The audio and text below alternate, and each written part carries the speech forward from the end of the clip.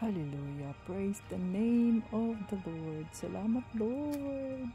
Ayan, namulaklak na naman ang ating mga roses dito sa harap ng bahay ng Diyos sa Brindisi Court.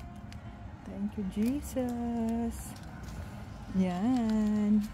Ang mga roses. Thank you, Jesus. Ayan si Tito Brian. Hallelujah.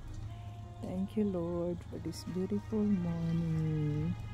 Ito ang salita ng ating Panginoong Hesus. For God did not give us a spirit of fear, but the spirit of power, love, self-discipline. For God did not give us a spirit of fear, but the spirit of power, love, and self-discipline. So, hindi tayo binigyan ng ating Panginoong Hesus ng takot, kundi ang ibinigay niya sa atin ay ang kapangyarihan, pagmamahal, at sariling pagdisiplina. 1 Timothy 1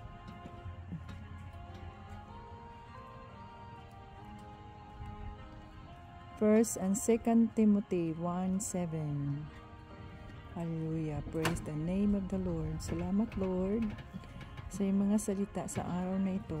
Ngayon ay Sunday, December 8, 2024. Hallelujah.